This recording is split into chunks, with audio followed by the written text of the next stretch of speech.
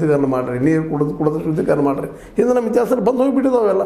ಹೀಗಾಗಿ ಶುದ್ಧೀಕರಣ ಅಲ್ಲ, ಸ್ವಚ್ಛಗೊಳಿಸುವಂಥದ್ದು ಅಂತ ಇದನ್ನು ಇವತ್ತು ಆಗಬೇಕಾಗಿದ್ದು. ಒಬ್ಬ ಸಾಹಿತಿಗಳು ಇವತ್ತಿಂದ ಒಬ್ಬ ಮಹೇಶ್ ಜೋಶಿ ಅಂತವ್ರು ಒಳಗೆ ಹಾಕಿದ್ರೆ ಇವತ್ತು ಸಾಹಿತ್ಯ ಪರಿಷತ್ತು ಒಬ್ಬ ಒಳ್ಳೆಯ ವ್ಯಕ್ತಿಗಳ ಒಂದು ಸಂಘಟನೆ ಇದ್ದಂಥದ್ದು ಇವತ್ತು ಅನೇಕ ಆರೋಪಗಳಿಗೆ ಒಳಗಾಗ್ತದೆ. ಅದಕ್ಕೆ ಇದು ಸ್ವಚ್ಛ ಆಗಬೇಕಾಗಿತ್ತಂದ್ರೆ ಈ 45 ದಿನಗಳಲ್ಲಿ ಅವ್ರು ಏನೇನು ಕಾರ್ಬಾರಗಳನ್ನು ಮಾಡಿದ್ದಾರೆ, ಕನ್ನಡದವು ಸುಳ್ಳದವು, ಅವೆಲ್ಲ ಕಾರ್ಬಾರಗಳು ಹೊರಗೆ ಬರಬೇಕು, ಅವ್ರಿಗೆ ಅದರಿಂದ ಮುಕ್ತಿ ಸಿಗಬೇಕು. ಇನ್ನು ಮುಂದೆ ಇಂಥವ್ರು ಬರ್ದಂಗೆ ಏನು ಮಾಡೋಕ್ಕೆ ಸಾಧ್ಯ ಇದ್ದರೆ ಅಥವಾ ಅದು ಬಯಲಾಟ ತಿದ್ದಾಗ ಬರ್ತಿದ್ರೆ ಇನ್ನು ತಿದ್ದರೆ ಅದನ್ನು ಯೋಗ್ಯರು ಬರಬೇಕು, ಸಾಹಿತಿಗಳು ಬರಬೇಕು, ಕಲಾಕಾರ ಬರಬೇಕು.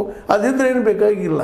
ಯಾಕಂತಂದ್ರೆ ತಿದ್ದವರು ಯಾಕಪ್ಪ ಮಾಡಬೇಕಾದ ಕೆಲವು ತಿದ್ದುಪಡಿಗಳು ಇಂಥ ಮಂದಿ ಒಳಗೆ ಹೋಗಿದಾರಂದ್ರೆ ಆ ಬಯಲಾದ್ರೆ ಏನು ದೋಷಗಳು ಇದ್ದಾವೆ ಅಂದಂಗೆ. ಅದಕ್ಕೆ ಅದನ್ನು ಇನ್ನೊಮ್ಮೆ ಎಲ್ಲರೂ ಕೂಡ ಯಾಕಂದ್ರೆ ಕಾಲಕ್ಕೆ ತಕ್ಕಂಗೆ ಕೆಲವು ಬದಲಾವಣೆಗಳಾಗ್ತಾ ಇರ್ತಾವೆ. 125 ವರ್ಷಗಳ ಹಿಂದೆ ಬರೋದಂಥದ್ದು ಬಯಲ ಮಾಡಿದಂಥದ್ದು ಇನ್ನೂ ಇವತ್ತು ಚೇಂಜ್ ಮಾಡೋಕ್ಕೆ ಸಾಧ್ಯ ಇದ್ರೆ ನಿಜದ ಸಾಹಿತಿಗಳು ಕೊಡಬೇಕಲ್ಲ. ನಿಜವಾದ ಸಾಹಿತಿಗಳು, ವಿಚಾರವಾದಿಗಳು, ಕಲಾಕಾರರು ಕೂಡ ಹೊಸ ಬಯಲ ಮಾಡಬೇಕು. ಅದು ಇದ್ದ ಬಯಲಗಳನ್ನು ಸರಿಯಾಗಿ ಯೂಸ್ ಮಾಡ್ಕೋಬೇಕು. ಅದನ್ನು ಕಾನೂನು ಸರಿಯಾಗಿ ಹೆಂಗೆ ತಪ್ಪು ಏನಾಗ್ಯದ ಮಹೇಶ್ ಜೋಶಿ ಅಂತ ಒಳಗೆ ಎಂಟ್ರಿ ಹೆಂಗಾದರು ಅದರ ಬಗ್ಗೆ ಮೊದಲು ಅಭ್ಯಾಸ ಮಾಡ್ಬೇಕಾಗ್ಯದ.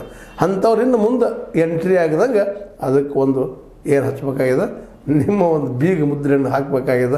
ಇಲ್ಲಾಂದರೆ ಯಾರ್ಯಾರೋ ಒಳಗೆ ಹೋಗಿ ಸಾಹಿತ್ಯದ ಒಂದು ಮಟ್ಟವನ್ನು, ಗುಣಮಟ್ಟವನ್ನು ಗೌನ್ ಮಾಡೋದು, ತಮಗೆ ಬೇಕಾದವರಿಗೆ